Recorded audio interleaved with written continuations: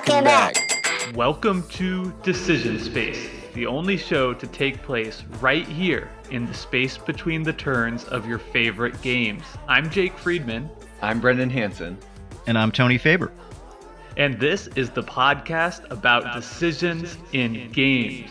Today, we are joined by a very special guest. It's Tony Faber, co-host of the stellar Two Wood for a Wheat podcast and author of the excellent The Secrets of Great Games column on Board Game Geek.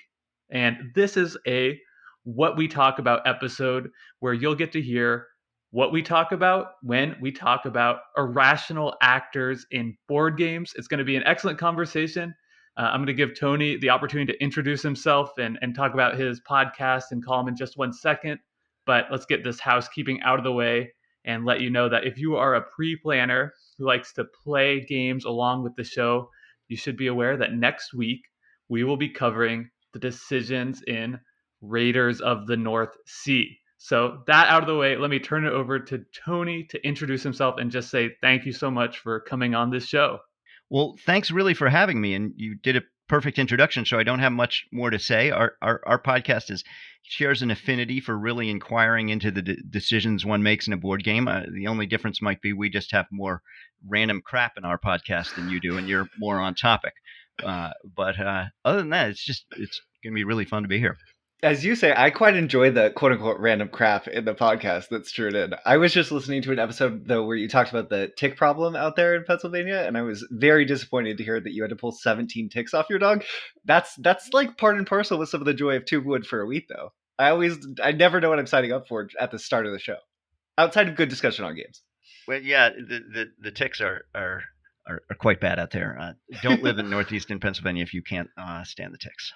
Yeah, and I'll plug the show as well, having listened to quite a few episodes myself. And I think it's a really great complementary show to what we do here because I think you guys do a little bit more, like you're mentioning, of sort of the buddy aspect of kind of welcoming people into the gaming group, which is something I really value in podcasts. And then also y'all cover a lot more of like the hotness, covering new games, which we're a little bit more on the older tried and true side of things. So I think in that way too, it's kind of complimentary where I think if you enjoy what we're doing here, I highly encourage you to go over and check out Two Wood for a Wheat. But what do you guys say we get into our topic here? And I like you guys for actually being on topic. So all right. Well, in keeping with that, this week we're going to be talking about irrational actors in board games. And this is kind of our more freeform style of what we talk about. But we should say this idea for the show came straight out of one of Tony's blog posts where he talked through the 9 types of irrational actors that you're likely to experience in the games you play. So credit where it's due there. But before we get into who those actors are and how they might affect the game space that we're playing in, I think we should sort of talk through some underlying assumptions of what an irrational actor is and how that could impact the decision space. Yeah. So can I say how I created the topic and what I meant by the term irrational actor when I first wrote that blog post? And then you can say whether, let me know whether that's kind of what you have in mind. Awesome. So I wrote the blog post because there had been a lot of videos and blogs about, the 9 types of annoying gamer sort of thing, where people sort of break the social contract by doing goofy stuff like getting their Cheetos on your cards and stuff like that, right? And all those sort of things that you would read about would be people, acting jerkily and breaking the social contract, right? And my thought was, well, one of the unspoken social contracts is you're playing to win the game, right? And we don't talk about that one as much because we don't want to encourage over competitive play, which can be breaking the social contract in its own way if you're too competitive or playing shadily, right? But it is a different sort of social contract. So I wrote the 9 types of people who break the social contract called playing to win. So when I'd said irrational actor, I meant irrational in the sense that there's a sort of assumption that the rational thing to do is to try to win the game. It's not a value judgment on people who, for one reason or another, their actions aren't intended to win the game.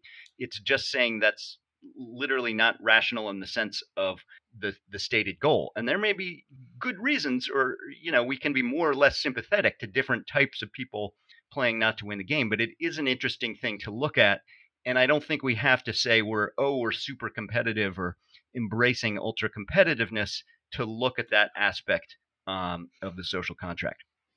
I think that that's exactly what we were thinking as well, Tony. And when I read sort of your post, that's completely what I gleaned from it. I think this underlying assumption that many of us sit down to the table to play games with is that we care about the outcome. We care about trying to win, even if winning might not be the only objective of why we sit down at the table. And I think it's really nice to have this opportunity to reflect, because there's this sort of unspoken underlying assumption of our show too on Decision Space that our decisions matter because we're trying to win. Right? Every conversation we ever have, this is a fundamental assumption that we've never really discussed or brought up. It's just something we all sort of understand as people who care about games, and understand when we sit down to play ortho games, right? Games where there's a winner and a loser, that you care about who the winner might be and you would like to be the winner or one of the winners if it's a shared victory type game. Yeah, absolutely. And if you care too much, that might be a problem. But if you don't care at all, that's a different sort of issue. Absolutely. Right. And just think about the intent of a game designer when they sit down to make a game. It's hard to even think of an example of a game that could possibly hold up to a play group in which some of the players are trying to win and some of the players aren't, if it's a competitive game. Right. I think that's an assumption too on the game designer's part of things. Absolutely. So I think my question that we can kind of leap off with are play mistakes inherently irrational in the context of a game, right? If your objective is trying to win and that's rational play, is making a mistake, doing something outside the optimal play, is that something we would consider irrational in the context of this larger conversation? Personally, I would say yes and no. Yes, it technically is irrational, but in the purposes of this examination, I think we're kind of looking from an outlook perspective. So we're all going to make mistakes and play somewhat irrationally, right? Nobody plays perfectly in a game. But if where you're coming from is not attempting to play your best, right? For some reason you can't or don't want to attempt to win, that's a different sort of irrationality. That's you're not even going to get in the chance to play well because you're not even trying to for one reason or another, or are incapable of for one reason or another. So I think that's a different level than the mistakes we all naturally make playing games. I totally agree. I think the intent and attempting are the key words there too. Even if you're trying your best, or even if you mean to be trying your best in something sort of, for whatever reason, you make an assumption about the decision space, and that assumption's wrong. And in retrospect, you made an irrational decision. That doesn't make you necessarily an irrational actor in that play of the game. You were trying your best, and now in retrospect, maybe next time, if you did it again and tried to force a line that you knew was wrong just because you were trying to prove a point, then maybe we'd be moving in that direction of a rational actor, depending on how stubbornly you are subverting the decision space. But otherwise, you're just exploring and sort of applying what your current thoughts are. Yeah, I completely agree with you both. And I think the reason I wanted to start with that is because I was a little bit scared of getting to a place in this conversation where all of a sudden we're starting to think like, oh, well, we must consider new players as irrational actors because they don't have this knowledge about the game. They're going to be more prone to make mistakes than an experienced player. And I think if you're thinking solely about the output of their actions, then we could come to that conclusion. But what I think I really care about when I'm sitting down to play games with people is like the input. I think that is going to kind of get to a more fruitful conversation than just boiling everything down to like the output of, was the play smart, optimal, whatever, interchangeable term you want to use, or not. Yeah, I think there's something interesting to be had about the new player discussion. It's a different thing because the new player is still trying to win, right? But you could say there is something preventing them from giving their full best effort called lack of knowledge. Again, this isn't a moral condemnation of somebody who's an irrational actor. I mean, it's not their fault they're a new player, obviously. But I think new players are interesting because it is a common circumstance. It'll show up more than like a drunk player. That'll be a rare circumstance, right? Okay. I'm interested that you went there because that was going to be my next question too, is like, how can you pull apart a new player who's trying to win and a drunk player who's trying to win, right? It seems to me like really those are two like very similar things. One's just much more obnoxious socially, right? Right. And there's a lot of these categories have a social component, which they're breaking just being sort of a good person socially versus the social contract to do their best to win the game.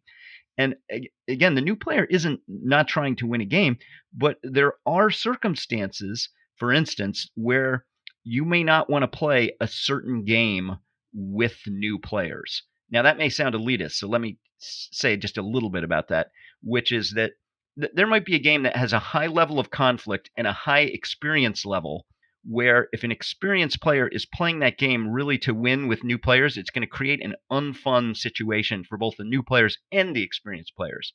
Like when I teach Blood Rage, I won't play. I'll just teach it and let other people play for their first couple games.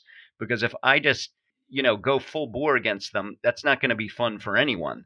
And in fact, it also depends on the kind of game. Like the high interaction game, it's particularly the case because then you will actually squash the decision space of the new players by having the experienced players play to win in that situation. Whereas if it's more of a multiplayer solitaire game, the new player can do their thing, enjoy the play space, and it not being a big deal. So I think if with a high level of interaction, there are times when you don't necessarily want to have those types mix if the experience is a big thing, or else you may just crush the experience of the new player or have it not be fun for them.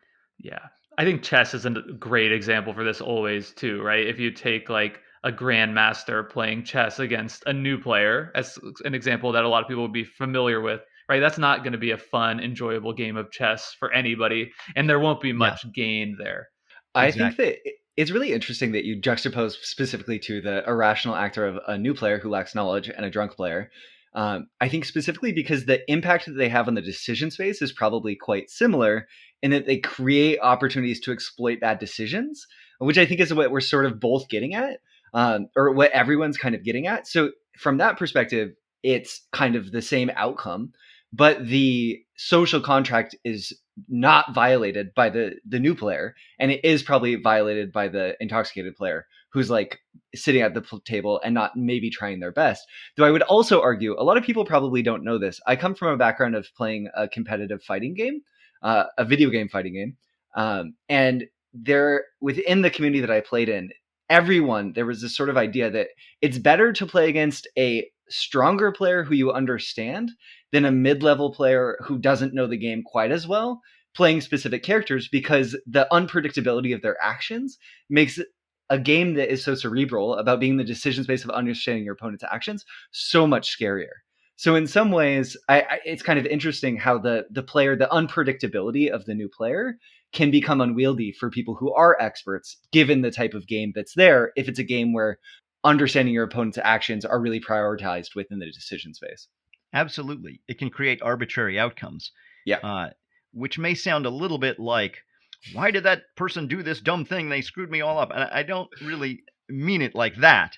I just mean, and to be clear, if you're crushing a new player in a conflict game, you're the one violating the social contract as the experienced player. It's not the inexperienced player's fault, obviously. It's your fault that you are doing that, right? So it's something that puts something in the way of rational play, but it's the experienced player who often has the responsibility to kind of sort that out, maybe by choosing a kind of game that everyone can enjoy together. Yeah. I think I have two things to say. First, we're throwing around the term social contract, and I just think we should be clear that that's something that can change. As somebody who frequently enjoys an adult beverage or two or three at a gaming table with my friends, where that's very much the norm, right? I mean, nobody wants anybody who's falling down drunk, but like that can be well within the social contract of any given gaming group. So I don't think anybody is saying that it's inherently wrong or to drink at a gaming table. It's whatever people are okay with. That's totally fine. So that's something I wanted to say off the bat. But what I'm hoping we can do is sort of expand this conversation into some of these other types of rational actors that you brought up in your blog post, because I think really the first four that you listed here, to me, all are kind of falling in a very similar sort of category, along with the drunk, in that, they're affecting the output, but like perhaps like the intent is not irrational in and of itself. So the first four listed here are, and we can go into more depth on what each of these are the uninterested, the distracted, the drunk, and the ignorant. Yeah, just to be pedantic about it, I should have said the disinterested. It's the person who's literally something else. The disinterested and the distracted are similar in that they're just not giving their full attention to the game for one reason or another. And I think in those two categories, you almost, if it's extreme, you want to stop the action and let them choose not to play. Right. Because, and that's again goes beyond the decision-making space and into the social realm there, so that nobody is miserable.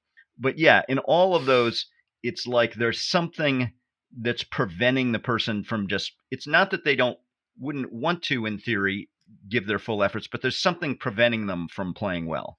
Like the ignorant is pretty much that actually is the new player, you could say, that's ignorant of any of the strategies of the game, right? But it could be other things too, right? So yeah, all those are people who might in certain circumstances really want to win the game, but something's preventing them from bringing their full intellect to the decision space. Sure.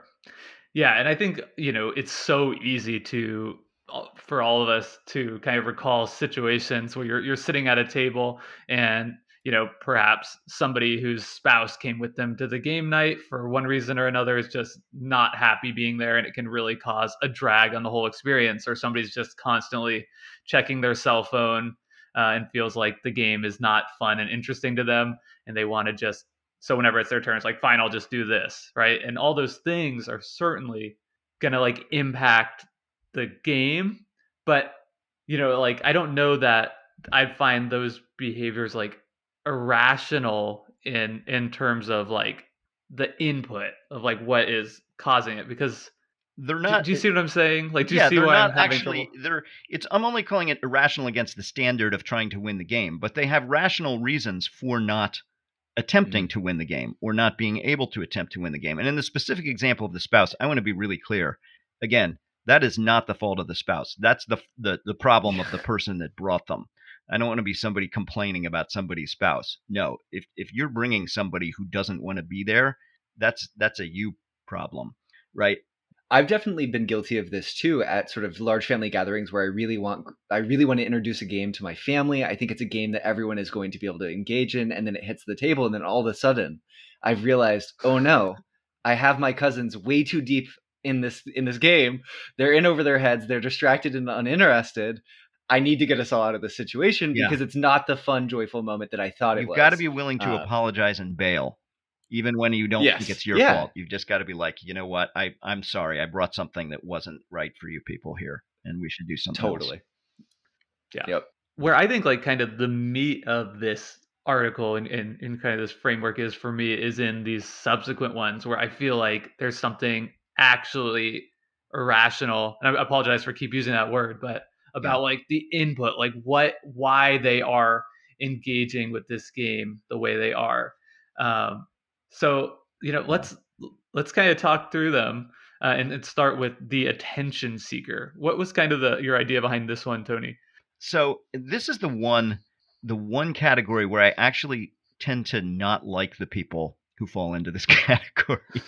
The other ones I really I have compassion and understanding for, but this one tends to be the person who wants to. Their joy in the game isn't necessarily from the attempt to compete or from the social experience, but in the bringing the spotlight on themselves. And in many ways, the way they bring the spotlight on themselves is to affect the outcome of the game in such a way that it alters the winning state. And it doesn't necessarily, it's hard to play well and make yourself win, but it's relatively easy sometimes to do something which just boosts one player and pushes another down. And this isn't really what I would call standard king-making issue. This is where somebody is just doing that so that they can say they had an impact.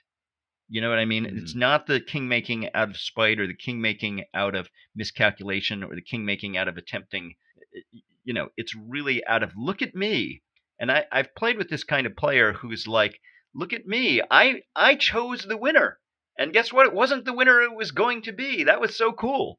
Right?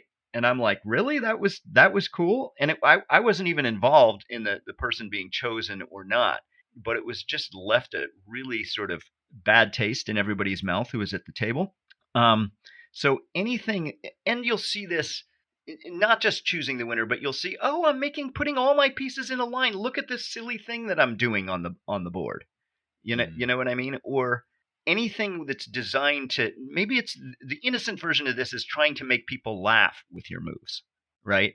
But in either way, you're trying to bring attention to yourself rather than competing in the game, and that tends to rub people the wrong way.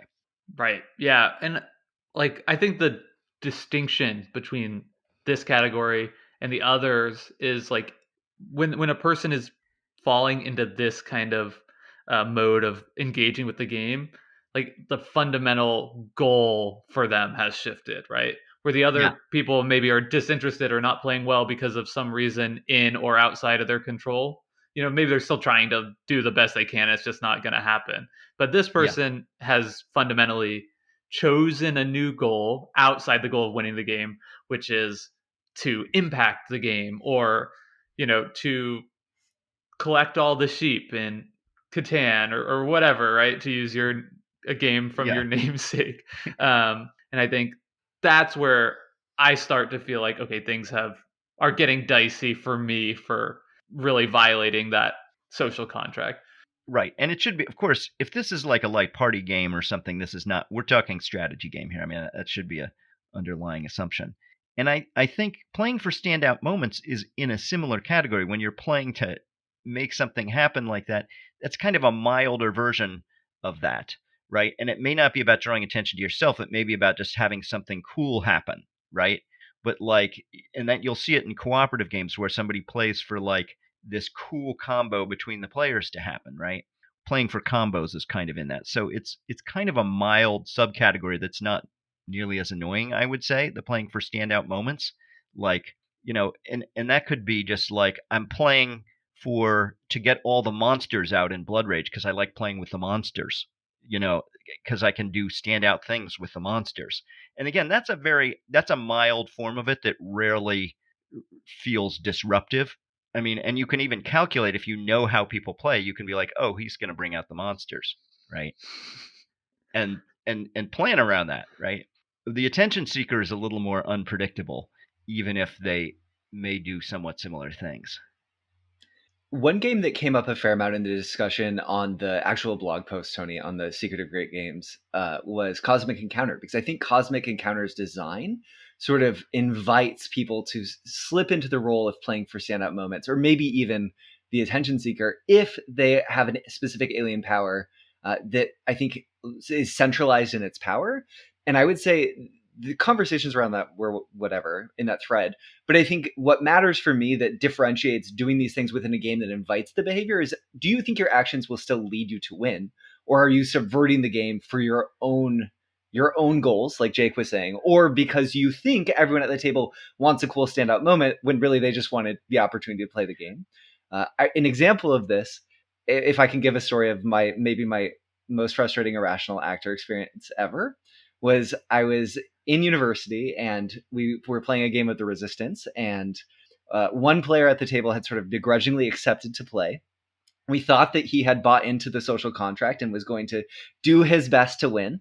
And he had been playing the role of the Resistance is a social deduction game where there are Resistance members and spies, and you're trying to have a series of successful missions. He had been dealt a Resistance card, meaning he was a good guy. And at the end of the game, revealed that he had been voting alongside the spies all along because he had dubbed himself a secret member of the spies, even though he had been dealt a Resistance card. So that's a great example of an attention seeker also being a standout moment player who just wasn't following the rules of the game for all these reasons that irrational actors can be frustrating. I think we all left that table sort of being like, why did you do this? We wanted to play the game. You didn't have to play the game with us. And he was like, but look at the standout moment. It was so cool.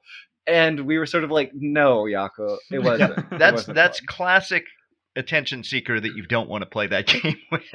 Sure. Yep. And never again did we. Yeah. Yeah. The next one is going to ring true for a lot of people, I think, and is maybe these next two actually are sort of tied. Jake, I'm sorry, I'm pulling it from you. That's the Grudge Holder and Mortal Enemies.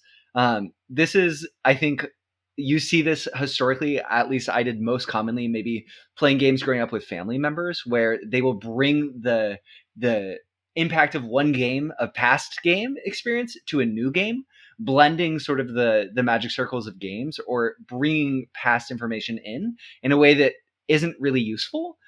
In the last game, you blocked me in this way. So in this game, I'm going to intentionally seek you out, even though you're not even winning, and hamper both of our experiences and create a runaway leader situation. Yeah, the Grudge Holder, the Mortal Enemies tend to be carryover from previous games, and that's why they're Mortal Enemies. While the Grudge Holder might just be somebody messed you up in the first turn, so you're trying to pay them back later in the game, right?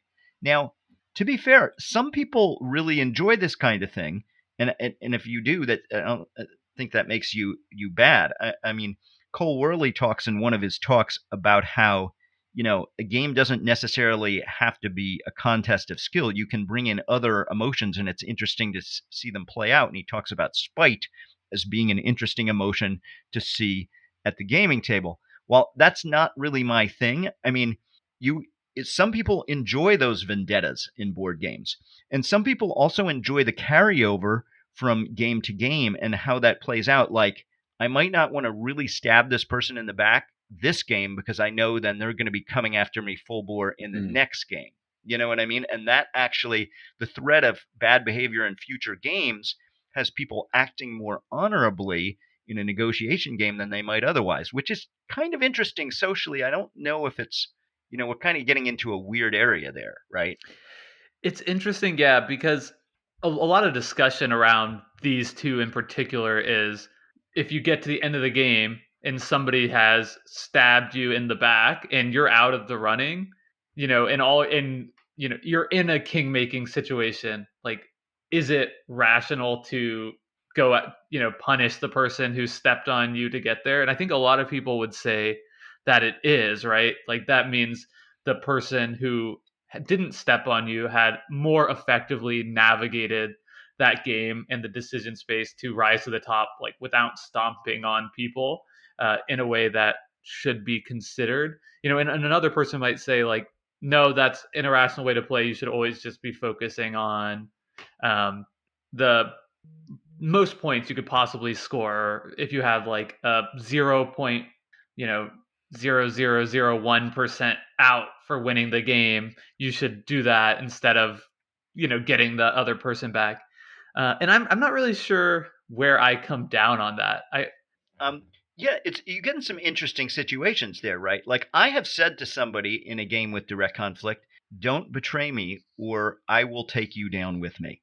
I've said that. And that's actually a rational thing to say, right? Because that person says, maybe I shouldn't betray them because then I will lose because I'll start a vendetta, right? So saying that is actually rational. And now, is following through with your threat rational, right? At that point it then becomes about future games. Exactly. And I followed through with the threat once, and people said, that's just not rational. And I said, well, now people will understand that I mean business when I say, don't attack me or I'll take you down in the next game we play. But is that rational to take future games into consideration? And does it just create unpleasant social situations? You know, by putting that out there, like, don't screw me over, I'll get you back, is right. It almost forces you down a path where you have to follow up with that, or else, you know, it invalidates future threats and future conflict games, like assuming you're playing with the same people over and over again, which can also create an interesting dynamic where somebody might, you know, if that's true, then someone might consider, like, devoid of a threat, like, maybe I shouldn't take this backstabbing play that is the optimal play for me in this game because it's so mean and so cruel that somebody might be encouraged to, you know, punish me in future games down the road. And I'm thinking specifically of an irrational actor moment I had when I was first kind of getting into board games. This is in undergrad, and the only game I played with friends was Settlers of Catan. And Yeah. the first time I had like negotiated, with my friend. He drove a really hard bargain, and eventually, I was able to trade him, a couple of wood for a few bricks, all the bricks that he had. And it was like tough. I had to give up a ton for it. And then he slapped down the Monopoly card and took all my bricks back that he had just traded for me. And I was like, I hadn't, even that was the first time I had seen that play, which I assume is pretty standard It's a classic Catan Catan strategy. play. Yes. Yeah. But like I hadn't seen it. I hadn't considered that. I hadn't considered the possibility of that happening to me. And I was like, I don't think I've ever been like more mad at anyone in any board game ever. I was like, you're really doing that? Like you're going to do that to me, your friend? And he was like, yeah, it's just a game. Chill out, man. But I was pissed. And I think I did hold it against him in at least, several future games of Catan. Like, no, I'm not trading with you, man. Like that stung too bad.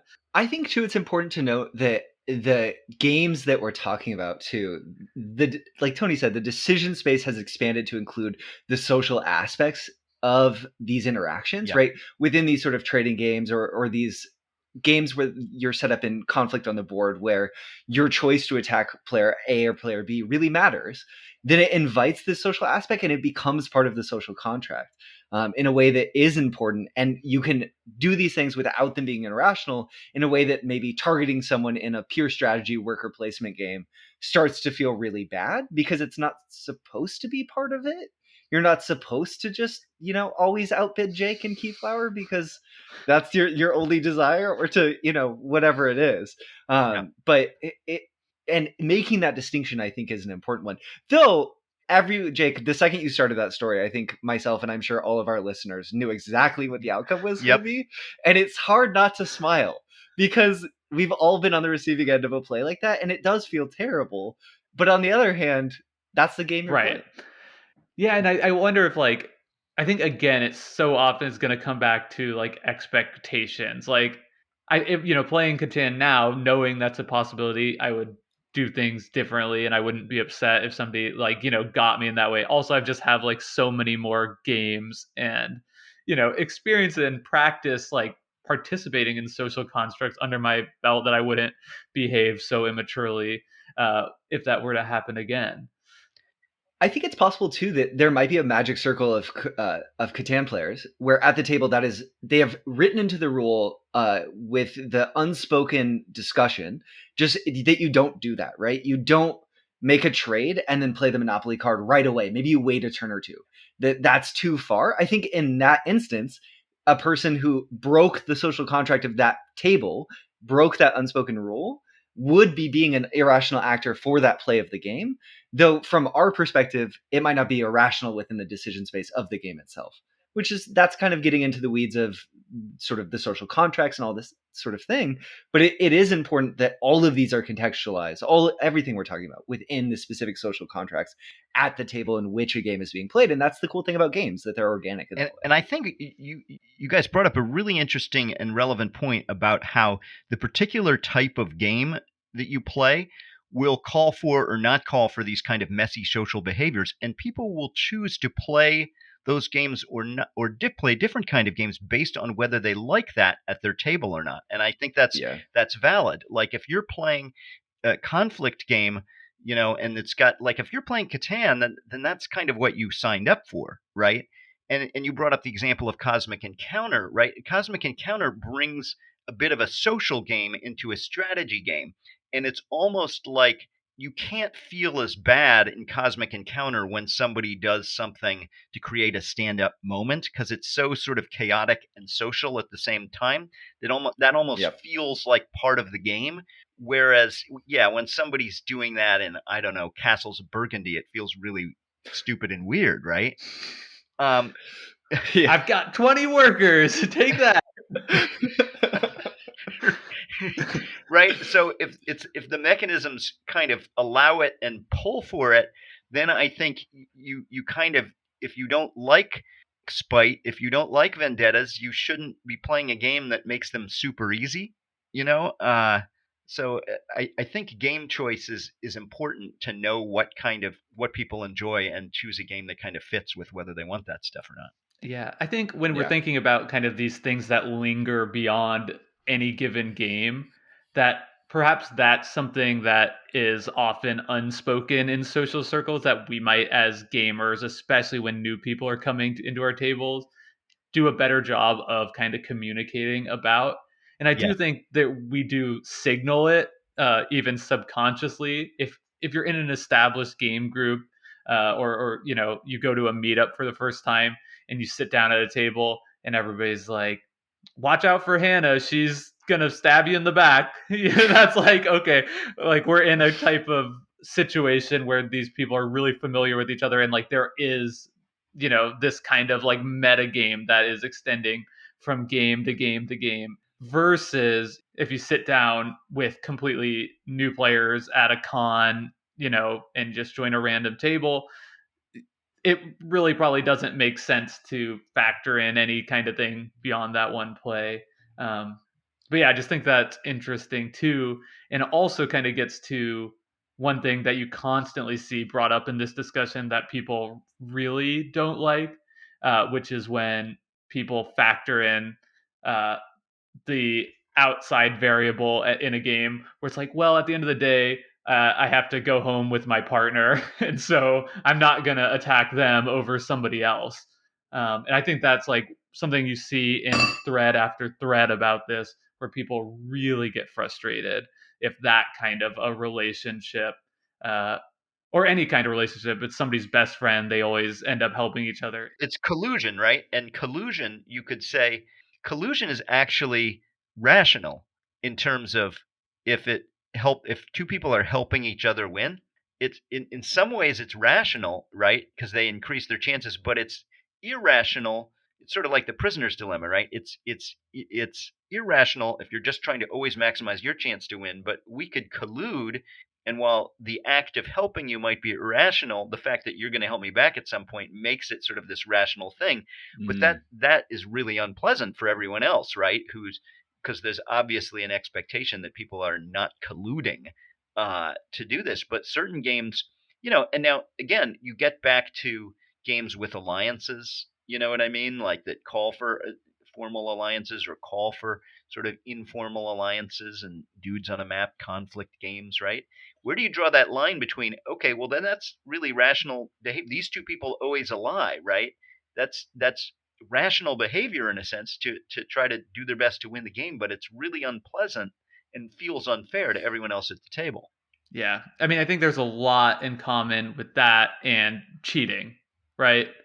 Which is, again, if your goal is purely to win the game, I mean, there's a lot of famous cheating scandals, especially in like Magic the Gathering and in games that have like real prizes on the line, of people making, to them, right, a rational decision to try and win money and prestige and fame by cheating in some small or significant way.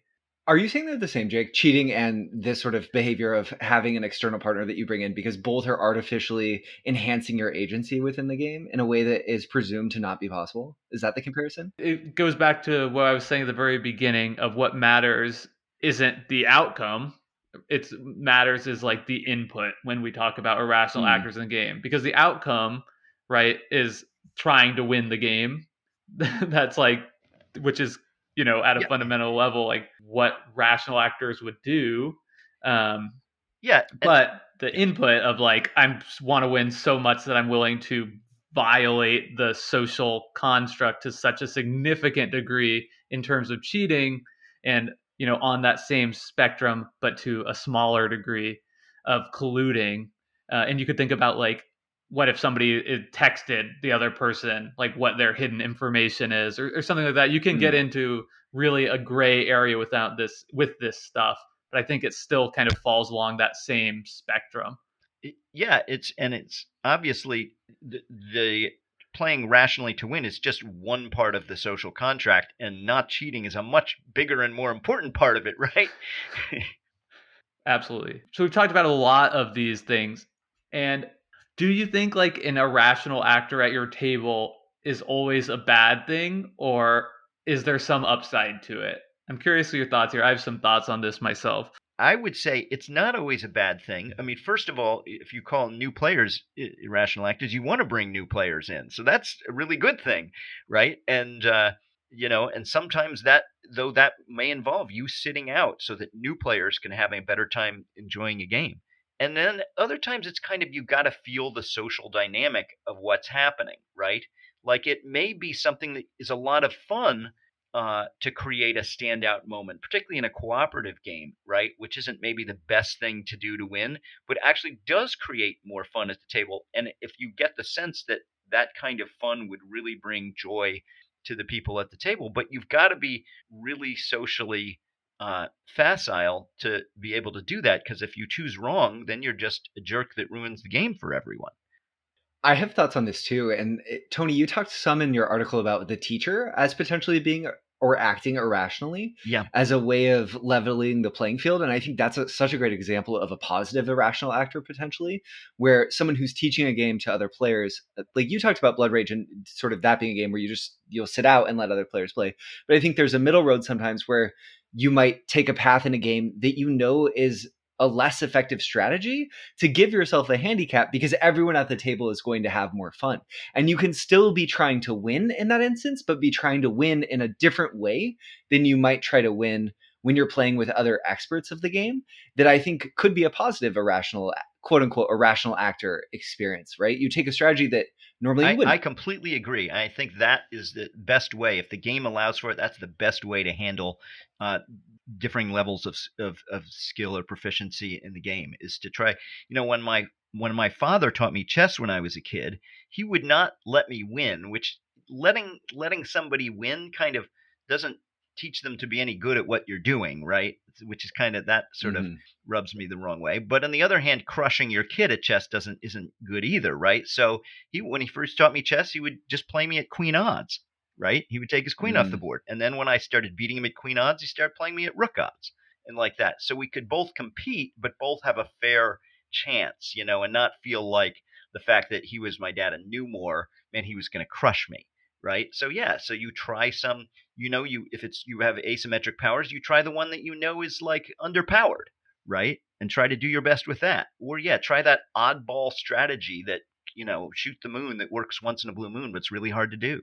That's a good way to do something as a teacher. And I found that, some teachers purposely lose. I think that's going a little too far. And I don't think people mostly expect you to purposely completely tank your play in the game. They don't want you just to crush them, particularly in a way that doesn't allow them to enjoy the play space, the decision space of the game.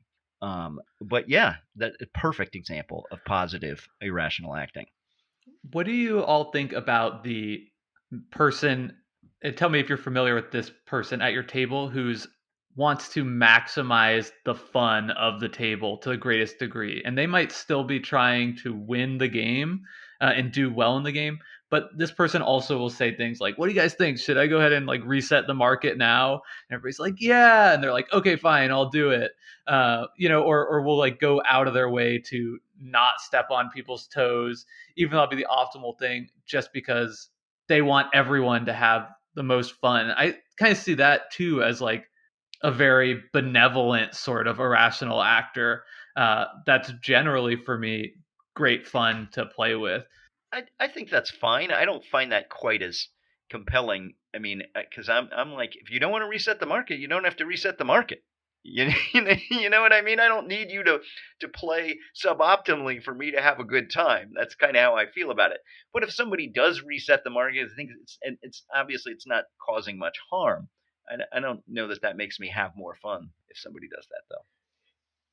Yeah, I think that's really interesting, Drake. I feel like that goes back to what is the social contract of that specific table, right? And that's a potential. I think that's a person who's sort of saying, I don't necessarily fully understand the social contract of the table, but I want everyone to be happy, which that's good. I think everyone in playing a game well should try to play their best, and then that produces the optimal amount of happiness, maybe. I don't know. I can see instances where that sort of behavior ends up throwing the game to a particular player, and it becomes about sort of manipulating this player's willingness to acquiesce to requests. Oh, don't go there. That was the spot I did all of my moves planning to go. You should go north. It's better for you anyway. Even though maybe that player thinks, oh, I should go this way. I think for me that maybe shifts the decision space a little bit too much into now you can sort of who's the best puppet master. That reminds me of another friend from back in the day I'd play Catan with all the time, and he was an irrational actor in one specific way where he would say a trade, and whoever was the first person to give him the cards, get the cards in his hand first, he would accept it. He would do his first and only offer, give him the cards first, and you can get like a great deal off this guy. That actually does sound really fun. And partially because one of Catan's problems is it's too slow a game, and anything to speed up the trading, I'm completely in favor of. And it was just one of those funny things where it's like clearly that's like an irrational thing because you could say maybe, and many times people be like, I would have given you 2 sheep for that, like you fool. But that was just like, that was his thing, and he stuck to it always. And, you know, if somebody new was at the table, they're like, what's going on here? Why is this like kind of a dexterity game all of a sudden?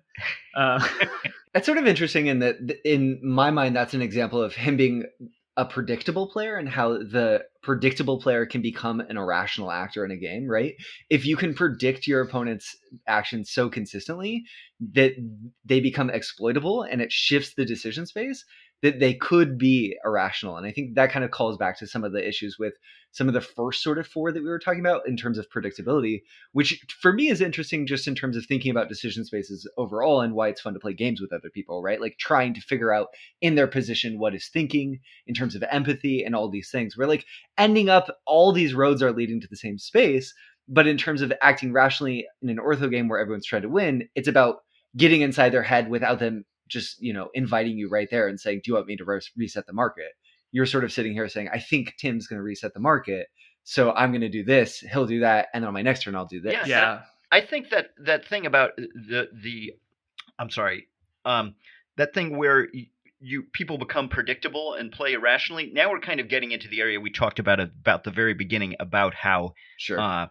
Just playing poorly isn't exactly what we're talking about because they're still trying to play well. And I think people playing suboptimally unintentionally and exploiting their mistakes is actually part of the fun of the game, is to figure out how people are playing suboptimally and how you can take advantage of that. They're being under aggressive, move into those areas before they do, kind of thing. And thinking, playing against your opponents in that way really is a lot of the fun of the game for me. So while that is not perfect rationality, I don't think it's subtracting from the fun at all when people make mistakes. I suppose too, it's really important to point out that it's about intent, like you like we were saying in the beginning of the conversation again here too, right? If you're not intending to be predictable over and over again, then you're not being an irrational actor. It's just an example of how irrational actors and people intending to play well can have similar impacts on a game's decision space. Which I don't know that I have even more nuanced things to say about it, except for the fact that it's interesting that irrational actors and people who are playing suboptimally can just unbalance a decision space in the same way, and exploiting those behaviors is the fun of a lot of games where everyone's playing rationally, like you said, Tony. But it feels so bad because we don't like when we sit down to play games to experience social contracts to feel violated, because part of the fun of playing games together is seeing a social contract to fulfillment, which I don't know that we get to say that a lot on this show. So I think I'm just hammering home that point because we so much talk about, rational decisions that I think it's fun to just take a moment and reflect on that specific point, that contract delivery, seeing it to fruition as a group is part of the joy of playing games. I think too, like everything you guys are saying, but overall, right, we want to be playing games with humans, and humans are, necessarily not going to be perfectly rational in any way. I think by sort of this, definition of output rationality, right? None of us are ever always making the best possible play. And if we were, that would be no fun at all, right? Because I don't want to play against the chess supercomputer. I want to I want to play against like real people who make real mistakes for any number of reasons. And if they're making a mistake because, it's their first time playing a game, or they're making a mistake because they're hungry and sleep deprived. It's kind of like, there's not like a lot of difference there in terms of the output of the play, but there could be a difference there in how much fun I have interacting with those people. And I think that's sort of like where this whole conversation gets like really sticky and kind of messy. Yeah.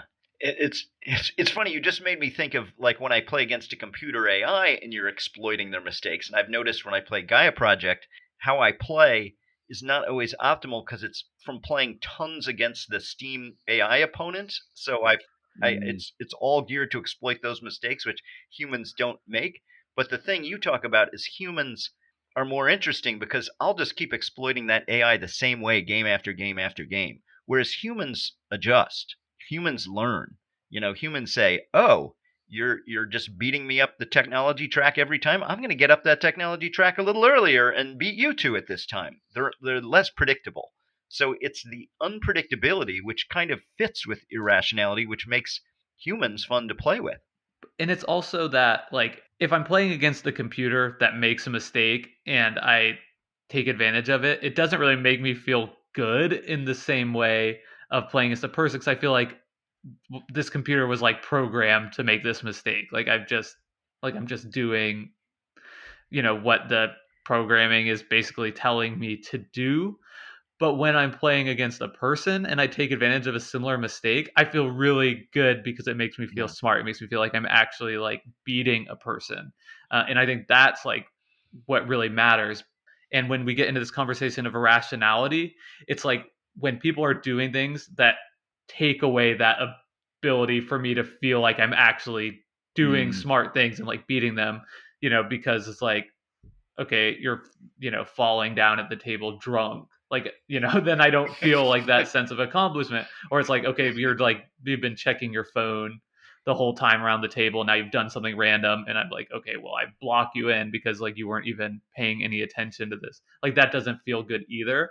So I think it's like it's like those moments of breaking the social contract is like where I start to care much more than, Yeah, the make mistakes. that's so brilliant, I think, what you're saying, because it's about intent, right? Because if you beat somebody who's trying their best to win, even if they make mistakes, you have this feeling of accomplishment. But if somebody's not trying to play their best to win, even if they played about the same level as somebody who was, you get no feeling of accomplishment from beating that person. You just don't. You feel like it was rigged in your favor. And from a different axis, but very similarly, it's the same with these, other elements of, the people that are colluding, the people that are playing only for standout moments. Like you don't get satisfaction out of that because of a different reason, because like they're not playing to win, they're playing for something else, or they're And I cheating. think this right. This is all a spectrum too, right? And it's so interesting what this says about a decision space, because the not playing to win is the person from my example earlier in the game of Resistance, right? Where they didn't care about the game. So at that end of the spectrum, the reason why we were all so deflated is because that game doesn't matter anymore, right? Like it didn't feel like a real experience of that game.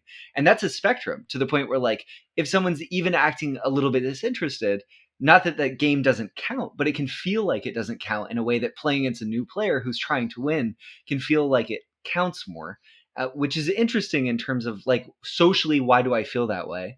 And in terms of the decision space itself, what that says about the choices that you're making at the table and why we give weight to the decisions we're making. Well said. I feel like we talked about a lot of really great stuff, but I still feel like we're only scratching the surface of this conversation, which, just ties into everything about games, right? It ties into, you know, decision space, the social contract, the people we play with, like the way we present at the table. So I'm still wrapping my head around it, but do either of y'all have any sort of like final thoughts or key takeaways from you that you might, be taking with you to your next gaming event?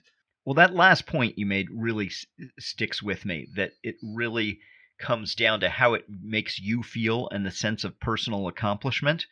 And in the real negative types of irrational actors, it's not that necessarily they're making it too easy to win, although that may be the case, but they're robbing you of the sense of accomplishment of having done anything. You know what I mean? It's like it's like winning a boxing match against somebody with a hand tied behind their back is just never going to be satisfying, right? And giving your full effort is what actually gives people a sense of accomplishment when they beat you. So, you know, so that's something which really I wasn't thinking about when I wrote the post, but has really stuck with me out of what you guys have said. Just reflecting, I guess, finally on the how it ties back to decision space overall, and what you're saying there, Tony, too. It makes me want to relish in even when I make the wrong decisions, because I know I'm in some way making the wrong decisions in games is contributing to the fun that other people are having, as long as I'm doing my best to win, which is, a lot of times mistakes end up feeling like feel bad moments, right? Not mistakes you make immediately, but just in retrospect. When you can just sort of take a step back, and I think it's a sort of fresher perspective, and that if I'm trying my best, and that it's enhancing the experience at the table, that's great for everyone. One more thing that just occurred to me that is an opportunity to be a better human being when I'm playing games. I notice when I lose, when I make a big mistake at the end, I find it very frustrating, and I verbalize my frustration with my own mistake. But in doing that, I'm sort of robbing the sense of accomplishment somebody has who took advantage of that mistake, right? And to Yeah. really, thinking about this has me really want to be a better loser in the sense of really acknowledging, congratulating the people, so that they get to fully experience that sense of accomplishment when they win. Likewise. Super well said, Tony. I think that that's such an important thing that I definitely have been guilty of so many times. And yeah, that's really fun food for thought, especially in online games. I feel like I think it's so easy to sort of say, oh, I blundered in that situation, but you don't have to. It's okay. Blunders happen. That's relish in how the game played Yeah. out. I think too, like where I keep coming back to with this conversation is this idea that, I'm never going to be perfectly Perfect. rational at a table for any number of Yeah. reasons. It's going to be the baggage I'm coming into the day with. Like if I just had a really long day of work and, I'm not as like mentally quick and sharp as I might be on a different day, or because like yeah, I really meant to watch that full rules video and read up on the strategies, but I didn't do it, so I'm just gonna have to like learn from the teach and do my best, versus something else. And at the end of the day, I think like being rational, like and trying to like make sure everything you're doing is like the best to possibly do to like win the game isn't shouldn't be the goal as much as like coming into the game with the intention of winning it and sticking to that is the goal in and of itself. You don't have to put more than you have. Just put everything you do have, and then you're doing right by everyone else at the Yeah. table. And if Yeah. your intention starts shifting, away from that goal of like trying to win for one way or another, or you think other people at the table are, like that probably should be something to signal to you, like, hey, we should maybe, at the end of this game or right now, like we should like take a second and like talk as a group and just say like, hey, like what are our sort of like expectations when we sit down and play together? Like I noticed that, none of you guys are using the monopoly card in this way that seems strategically smart to me. Like should we have a conversation about what's expected? And I think the more we're communicating with each other and our gamers, like that's just going to lead to better experiences overall. So I think those are sort of my kind of takeaways here for Irrational Actors. And I just want to take one last moment to say thank you so much again, Tony, for coming on the show. We really appreciate you spending the time, spawning this topic overall. And I want to say thank you for all the awesome episodes of Two Wood for Wheat. I've been listening to them on my runs with my baby. Put them in, pop in the stroller, pop my earbuds in, and listen to you guys go. And I feel like I've gotten a lot of interesting perspective on games I wouldn't have engaged with otherwise. Magical Inn being one example recently, that it was just a really fun thing to think about and made me think about games a little bit differently. So thank you. Thanks for having me. This has been a really stimulating conversation and really had me think about a lot of things that I wasn't thinking about when I wrote that blog post. So it's really been great. Thanks, you guys. All right. Well, that wraps us up for another episode of Decision Space. Thank you all for listening to us and listening to this episode all the way to the end. Tony, do you want to let people know where they can find you on social media or Uh, wherever else? Sure. You can find us wherever you listen to your podcast, Two Wood for a Wheat. such as Apple or Spreaker or anywhere else. On Twitter, we're 2wood, the number 4, a wheat. Send us messages. We always love to hear from people. And thanks again for having me here. It's always a pleasure. We'll have to do it again sometime. That's 2 great conversations we've had now, so let's keep it going. Right back at you. We'll have you on again sometime as well. I definitely want to do that. Awesome. You can find Decision Space on Twitter at DecisionSPA. Brendan is at BurnsideBH, and I'm at Jake Fried. That's JAKEFRYD. You can email us at decisionspa@gmail.com. And as always, we'd love to have you in our Discord so we can continue this fruitful conversation there. Because I think we're just only scratching the surface with it. So I'm looking forward to continuing to talk about Irrational Actors and everything else we've touched on here. So until next time, I hope you have a great week and enjoy the rest of your game. And thank you to Hembry for our intro and outro music. Reach out.